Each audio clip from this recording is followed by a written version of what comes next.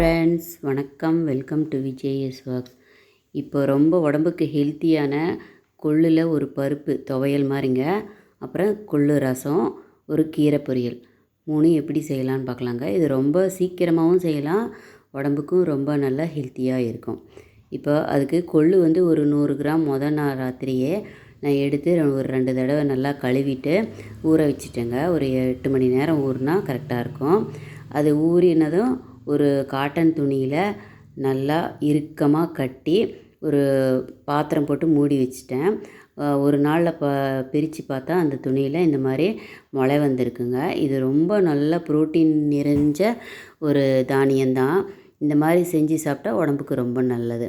அதை ஒரு குக்கரில் போட்டு சின்ன வெங்காயம் ஒரு 5-6, பச்சை மிளகா நம்ம காரத்துக்கு தகுந்த மாதிரி 4-5 சேர்த்துக்கலாம். ஒரு தக்காளி கட் பண்ணி போட்டுக்கிட்டேன். மஞ்சத்தூள் ஒரு 1/4 டீஸ்பூனு, ஆயிலு 1 டீஸ்பூன், விளக்கெண்ணெய் சேர்த்தா நல்லா சீக்கிரமாக வெந்துடும். தண்ணி ஒரு 2-3 டம்ளர் விட்டுக்கலாம். ஏன்னா அது கொள்ளு ரசத்துக்கு நாங்கள் எடுக்கணுமல்ல தண்ணி, அதனால் ஒரு 2 கிளாஸ் சேர்த்து குக்கரில் மூடி ஒரு 3 விசில் விட்டு நான் எடுத்துட்டேங்க.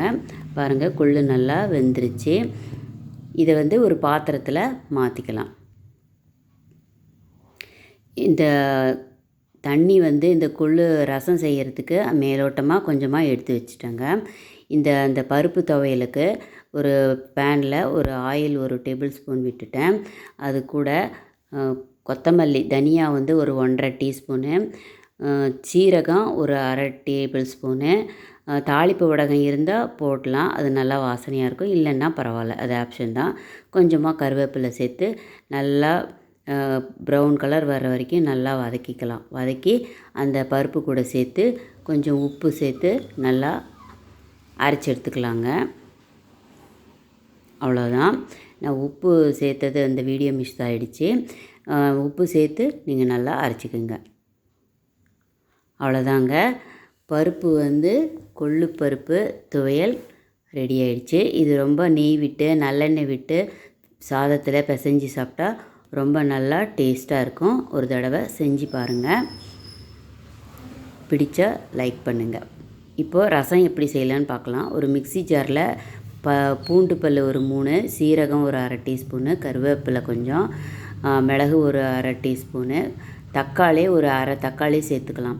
புளிப்பு கொஞ்சம் பிடிக்குன்னா ஒரு 1/2 தக்காளியே சேர்த்துக்கலாம். நான் கொஞ்சமாக தான் சேர்த்திருக்கேன். இதை கொஞ்சமாக தண்ணி விட்டு மிக்சியில் அரைச்சி வச்சுட்டேங்க.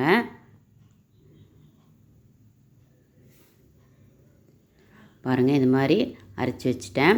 இப்போது அந்த கொள்ளு தண்ணியில் கொஞ்சமாக புளி கரைச்சல் சேர்த்துருக்கேன். உப்பு கொஞ்சம் சேர்த்து அரைச்சி வச்ச அந்த ஜீரக மிளகு இதை போட்டாச்சு. போட்டுட்டு கொஞ்சமாக உப்பு சேர்த்து கருவேப்பிலை, கொத்தமல்லி எல்லாம் சேர்த்துக்கலாம். டேஸ்ட்டுக்காக கொஞ்சமாக வெல்லம் சேர்த்துக்கிறேங்க, ஒரு 1/2 டீஸ்பூன். இதை நல்லா கலந்து விட்டுக்கலாம். இது எப்படி தாளிக்கலான்னு பார்த்துடலாம். ஒரு வானிலையில் கொஞ்சமாக எண்ணெய் விட்டு கடுகு உளுத்தம்பருப்பு ஒரு 1/2 டீஸ்பூன் சேர்த்துக்கிட்டேன். கூடவே பெருங்காயத்தூள் கொஞ்சமாக, பச்சை மிளகா ஒரு பச்சை மிளகா கிள்ளி போட்டிருக்கேன், கருவேப்பிலை,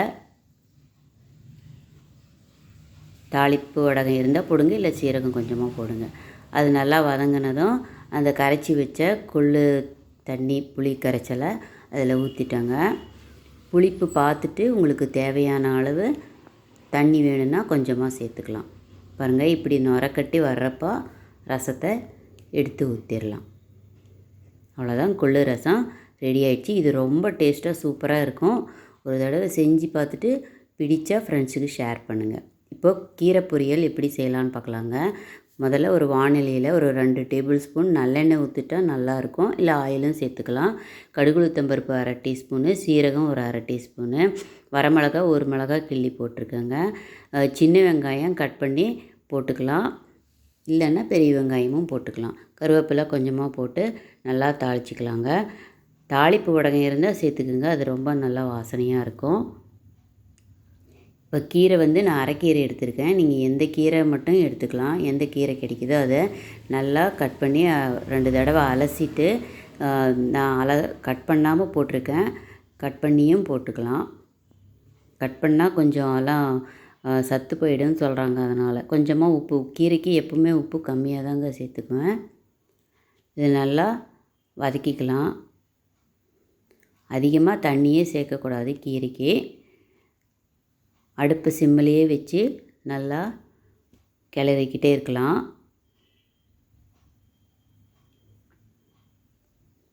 கிளறிட்டே இருந்தால் அந்த சூட்லேயே அந்த கீரையில் இருக்க தண்ணியிலேயே கீரை வெந்துடுங்க. அப்படி வேகலை அப்படின்னா கொஞ்சமாக தண்ணி தெளித்து விட்டு இன்னும் ஒரு 2 நிமிஷம் அடுப்பை சிம்மில் வச்சு வேக வச்சுக்கலாம்.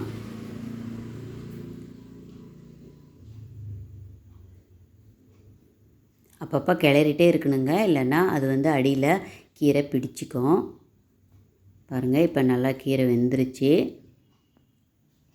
தண்ணியே இல்லாமல் நல்லா வத்துற வரைக்கும் கிளறி விடணும். இப்போ ஒரு 1/2 டீஸ்பூன் மிளகாத்தூள் சேர்த்துருக்கேன். வரமிளகா முன்னையே 1 கிள்ளி போட்டிருக்கோம், அதனால் 1/2 டீஸ்பூன் சேர்த்தனா போதும். இப்போ துவரம்பருப்பு 1 டேபிள் ஸ்பூன் நான் கிள்ளு பதமாக வேக வச்சு எடுத்துருக்கேங்க. கூடவே ஒரு தேங்காய் துருவல் ஒரு 2 டேபிள் ஸ்பூன் எடுத்துருக்கேன். இப்போ அது 2ஐயும் சேர்த்து ஒரு 2 தடவை நல்லா வதக்கலாம். ரொம்ப நேரம் கீரையை வதக்கக்கூடாதுங்க, டேஸ்ட்டு போயிடும். அவ்வளோதான். இப்போ கீரை பொரியலும் ரெடி ஆகிடுச்சு. இது அரைக்கீரை, முருங்கைக்கீரை, மணத்தக்காளி கீரை, எல்லா கீரையும் இதே மாதிரி செஞ்சாவே நல்லா டேஸ்ட்டாக இருக்குங்க. அவ்வளோதாங்க. இப்போது ஹெல்த்தியான கொள்ளு துவையல், கொள்ளு ரசம், கீரை பொரியல் 3ம் செஞ்சுட்டேங்க. இது ஒரு தடவை செஞ்சு பார்த்துட்டு பிடிச்சா ஃப்ரெண்ட்ஸுக்கு ஷேர் பண்ணுங்கள், லைக் பண்ணுங்கள். விஜய் சேனலை சப்ஸ்கிரைப் பண்ணுங்கள். தேங்க்ஸ் ஃபார் வாட்சிங்.